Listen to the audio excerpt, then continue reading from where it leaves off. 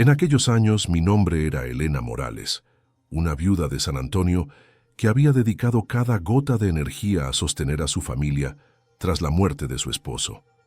Mi vida había sido un maratón de turnos dobles, facturas que parecían no terminar nunca y decisiones dolorosas, como vender el anillo de compromiso para pagar la matrícula universitaria de mi hija Clara o hipotecar la casa para ayudar a Andrés, mi hijo menor, cuando su negocio fracasó.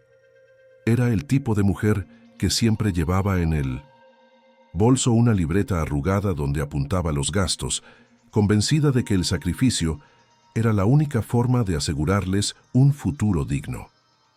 Pero una tarde cualquiera, mientras doblaba ropa en silencio, sentí un dolor en el pecho que me partió en dos. Lo siguiente que recuerdo es la electricidad fría de los desfibriladores devolviéndome a la vida y un médico gritándome que me quedara con ellos. En ese instante pensé que la muerte se había acercado demasiado, pero todavía no entendía que la verdadera muerte sería emocional. Desperté en la unidad de cuidados intensivos con el cuerpo atado a tubos y monitores, el pecho ardiendo y un pitido metálico que parecía burlarse de mi fragilidad. Esperaba, con la ingenuidad de una madre que se aferra a sus lazos, encontrar a Clara o Andrés al otro lado del vidrio, quizás con un ramo de flores, una mirada preocupada o al menos un «Mamá, aquí estamos». Lo que hallé fue un pedazo de papel doblado sobre la mesa auxiliar, con letras rápidas que parecían escritas en un aeropuerto. «Nos vamos por 10 días. Esperamos que estés mejor a nuestro regreso».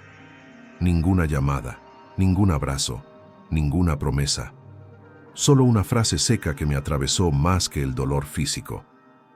En ese momento comprendí que para ellos yo no era prioridad, sino un peso incómodo que se podía dejar en pausa mientras seguían con sus planes. Los días en el hospital se me hicieron eternos.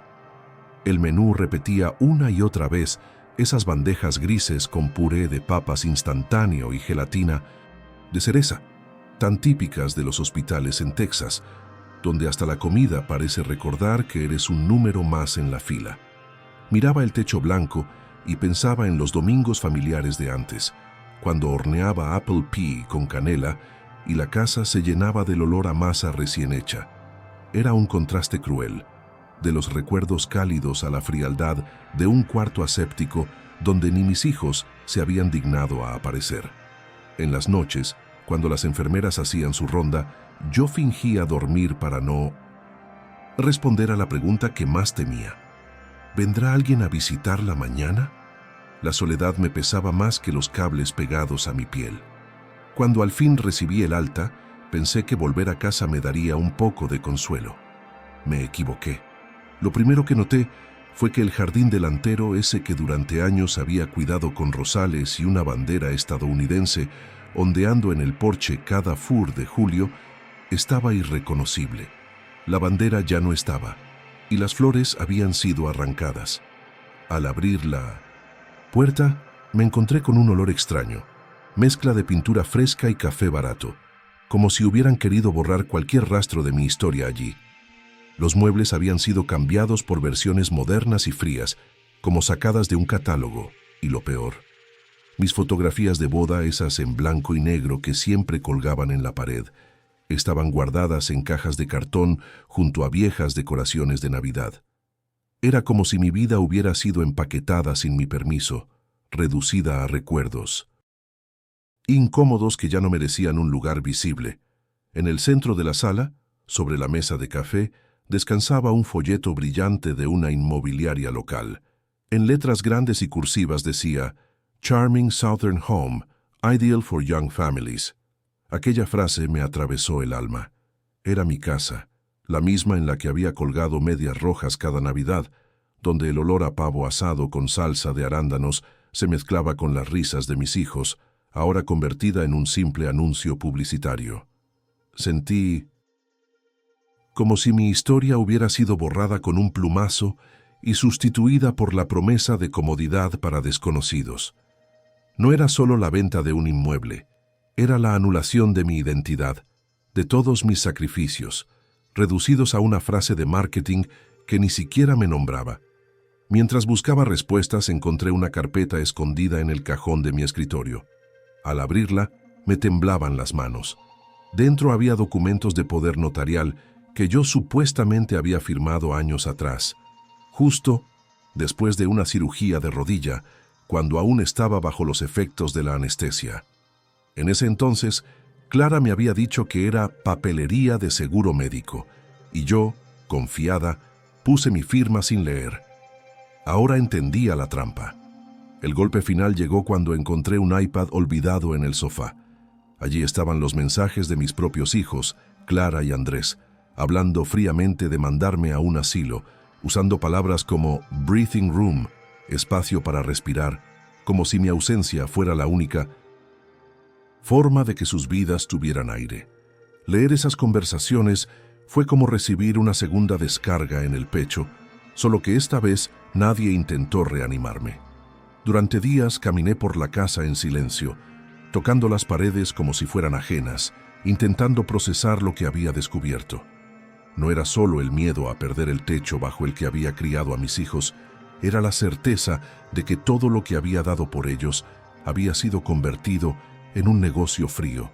Lloraba al recordar los años en que trabajaba hasta la madrugada, volviendo a casa con olor a café y detergente en las manos, mientras ellos dormían tranquilos porque sabían que yo siempre estaría ahí. Y ahora, esos mismos hijos planificaban cómo sacarme de en medio. Sentí que mi maternidad había sido hipotecada sin posibilidad de rescate. Por un tiempo pensé que lo más fácil sería rendirme, dejar que las cosas siguieran su curso y aceptar la soledad como castigo final. Pero dentro de mí se encendió una chispa que no conocía. La decisión de no convertirme en la víctima pasiva de su ambición. Recordé entonces a un exalumno mío, Mateo Ortega, que de adolescente había sido un muchacho tímido al que yo alentaba a levantar la voz en clase. Ahora era abogado en la ciudad, y algo me dijo que era momento de buscarlo. Cuando lo vi entrar a mi sala, con traje gris y mirada firme, me pareció un símbolo extraño del destino. Yo, que una vez lo había protegido, ahora necesitaba que él fuera mi protector.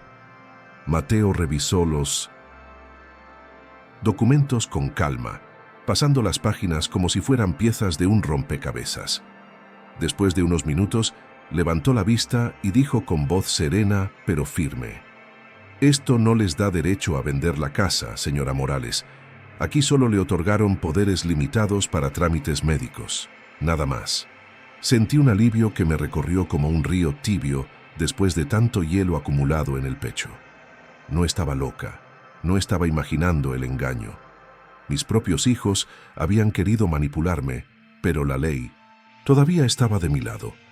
Ver a Mateo tan seguro me devolvió algo que había perdido en el hospital, la sensación de que mi vida aún tenía valor. Con su ayuda, presentamos la demanda. El tribunal rescindió la supuesta autorización y me devolvió el control legal de mis bienes. Recuerdo el día en que cambié las cerraduras de la casa. Girar esa llave nueva fue como recuperar un pedazo de mí misma. Cuando Andrés vino a exigir explicaciones, encontré fuerzas que no sabía que tenía.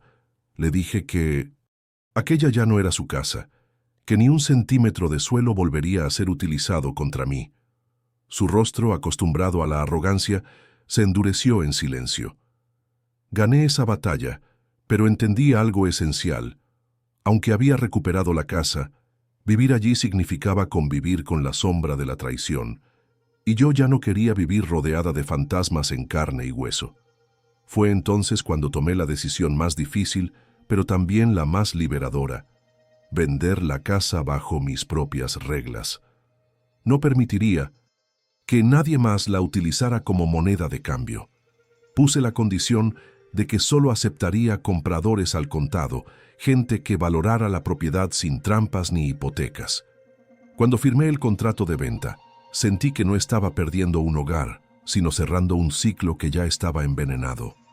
Con ese dinero cerré las cuentas bancarias conjuntas y abrí otras nuevas bajo un nombre distinto: Nora Williams, el nombre de mi abuela, una mujer fuerte que sobrevivió a la Gran Depresión y que siempre Me inspiró con sus historias de resistencia. El acto de escribir por primera vez Nora Williams fue simbólico, casi ceremonial. Era como enterrar a Elena Morales, la madre sacrificada, y dar vida a una mujer libre, sin ataduras de sangre que la lastimaran. Dejé 2 notas secas en la mesa de la cocina para mis hijos. Gracias por enseñarme quiénes son realmente. No había lágrimas ni súplicas, solo la ironía de una despedida definitiva. Subí a un auto viejo que compré a propósito para pasar desapercibida y conduje durante horas por carreteras secundarias.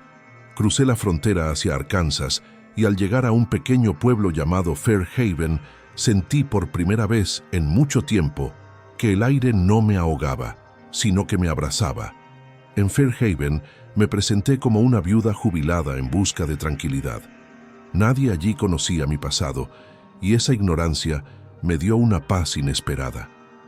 Encontré refugio en la biblioteca local, un edificio pequeño de ladrillos rojos con olor a papel envejecido y madera encerada. Me ofrecí como voluntaria y entre estantes polvorientos y el silencio cómplice de las páginas, comencé a reconstruir un hogar simbólico. Sentía que cada libro colocado en su sitio era también un fragmento de mi vida que volvía a ordenarse. Ya no era la madre traicionada, sino una mujer anónima que podía elegir quién merecía formar parte de su mundo. Fue allí donde conocí a Claire, una madre soltera que trabajaba largas horas en un diner local, y a su hijo Ethan, un niño de 1908 años con pecas y una energía contagiosa. Ethan empezó a llamarme Grandma Nora, sin que yo se lo pidiera, y ese gesto inocente me derritió por dentro. En contraste con mis propios hijos, que me veían como un estorbo, este pequeño me ofrecía cariño sin condiciones. Pasábamos tardes enteras leyendo cuentos ilustrados, y en su risa encontraba un bálsamo que ninguna medicina podría darme. Por primera vez en muchos años, sentí que el amor podía nacer sin sangre, sin deudas y sin intereses ocultos. El vínculo con Claire y Ethan se fue fortaleciendo con naturalidad. Claire, cansada pero siempre con una sonrisa amable, me recordaba a las mujeres trabajadoras que veía en mi juventud, esas que cargaban con el peso del mundo en la espalda y aún encontraban tiempo para preparar meatloaf casero los domingos. Ella me invitaba a su mesa y juntos compartíamos cenas sencillas de pollo frito con puré y té helado, esas comidas típicamente sureñas que llenan más el corazón que el estómago. Menús. Ese ambiente cálido entendí lo que significaba tener una familia elegida. No importaba la sangre, sino la presencia constante, el respeto y el cariño sincero. Pero la calma se rompió de golpe en el cumpleaños número 8 de Ethan. Claire organizó una pequeña fiesta en el patio trasero de su casa, con globos de colores, una tarta de chocolate casera y vecinos que se acercaban con platos de mac and cheese. Yo estaba allí, ayudando a servir limonada, cuando uno de los invitados sacó su celular y grabó un video donde aparecíamos cantando Happy Birthday. Nadie lo pensó en ese momento, pero ese video, publicado horas después en redes sociales, se volvió viral de manera inexplicable. Alguien reconoció mi rostro y lo relacionó con viejas notas de prensa sobre mi desaparición. De repente, Internet me bautizó como la abuela fantasma de Fairhaven. En cuestión de días, mi rostro estaba en todas partes, desde publicaciones locales hasta foros nacionales que debatían si yo era una heroína que había escapado de una familia tóxica o una madre cruel que había abandonado a sus hijos. Los comentarios eran un torbellino. Algunos escribían cosas como «qué valentía la suya, empezar de cero a esa edad», mientras otros me llamaban egoísta o desalmada. Era como vivir en un tribunal paralelo donde nadie conocía la verdad completa, pero todos se sentían con derecho a juzgar. Lo peor no era la opinión de desconocidos, sino la certeza de que Clara y Andrés también habían visto esos titulares. No tardaron en encontrarme. Una tarde, al salir de la biblioteca, vi a Clara parada frente a mí. Estaba diferente. El maquillaje corrido, la mirada cansada, la arrogancia que solía cargar se había transformado en una mezcla de miedo y súplica. Me llamó mamá, con un hilo de voz que apenas reconocí. Yo respiré hondo y respondí con calma: ya celebré mi funeral y ustedes no estuvieron allí. La frase salió sola, como un cuchillo que llevaba años afilándose en silencio. Clara intentó justificarse. Dijo que no soportaba verme frágil, que el miedo la había hecho huir, pero yo ya no estaba dispuesta a aceptar excusas disfrazadas de amor. Días después recibí una carta de Andrés. Dentro había un billete arrugado que yo misma había escrito en la UCI cuando pensé que no sobreviviría. Decía: si no despierto, perdónenme por los errores y recuerden que los amo. Junto a ese papel, Andrés agregó unas líneas suyas. Lo siento, mamá. Creí que Clara se encargaría de todo. Yo me escondí porque no supe cómo enfrentarme a tu dolor. Aquellas palabras llegaron acompañadas de una invitación extraña. Me pedía que nos viéramos en el cementerio, frente a la tumba de su padre. Acepté con el corazón apretado. Cuando llegué, Andrés ya estaba allí, con los ojos hinchados y el rostro desencajado. Se arrodilló junto a la lápida y comenzó a llorar como no lo hacía desde niño. Me dijo que quería reconciliarse, que aún había tiempo para recomponer lo que quedaba de nuestra familia. Lo miré fijamente y con una calma que me sorprendió respondí: esa parte de mí, Andrés, ya la enterraste hace mucho. Lo único que queda aquí es el recuerdo de tu padre, no de nuestra relación. El lugar era simbólico. Allí donde la muerte se hacía presente, confirmé que el lazo con mis hijos también había muerto. Regresé a Fairhaven con una mezcla extraña de alivio y duelo. Esa conversación en el cementerio fue el cierre definitivo de una herida que ya no sangraba, pero que había dejado cicatriz. En mi libreta, comencé a escribir una lista: lo que había perdido y lo que había ganado. Perdí la casa en San Antonio, el apellido Morales y la ilusión de tener hijos agradecidos. Gané tranquilidad, Claire, Ethan y, sobre todo, mi dignidad. Al anotar esas palabras, sentí que por fin estaba definiendo mi vida no por las ausencias, sino por las nuevas presencias que había decidido aceptar. Las tardes en la biblioteca y las cenas improvisadas en la mesa de Claire se convirtieron en mi rutina favorita. Ayudaba a Ethan con sus tareas, le contaba historias sobre constelaciones y él me respondía con dibujos llenos de colores. En esas pequeñas cosas entendí que no necesitaba curarme de lo ocurrido, porque en realidad ya estaba completa. El amor de mi familia elegida no era un parche, sino una construcción sólida que me devolvía la sensación de pertenencia. Mientras jugábamos con un viejo balón en el patio o compartíamos un trozo de pecan-pie, comprendía que la vida me había dado una segunda oportunidad, más honesta y verdadera que la primera. Con el paso del tiempo dejé de mirar hacia atrás. Ya no me atormentaba pensando en si Clara o Andrés algún día sentirían verdadero arrepentimiento. Había entendido que el amor no se mide en sangre ni en apellidos, sino en quién se queda contigo cuando eres débil y quién te ofrece la mano sin esperar nada a cambio. Esa fue la mayor lección de mi vida. La familia no siempre es la que nace contigo, sino la que eliges en el camino. Y yo había elegido la mía en 1900. Fairhaven, rodeada de libros, risas infantiles y cenas sencillas que valían más que cualquier herencia. Hoy firmo mis cartas y diarios como Nora Williams. Ese nombre ya no es un disfraz, sino la confirmación de mi libertad. No me considero una mujer rota ni una víctima, sino una sobreviviente que transformó el abandono en renacimiento. Si algo puedo decirle a quien lea esto, es que nunca es tarde para empezar de nuevo, incluso si tienes que enterrar un pasado doloroso y renacer con otro nombre. Mi historia no es la de una madre que perdió a sus hijos, sino la de una mujer que, al fin, se encontró a sí misma.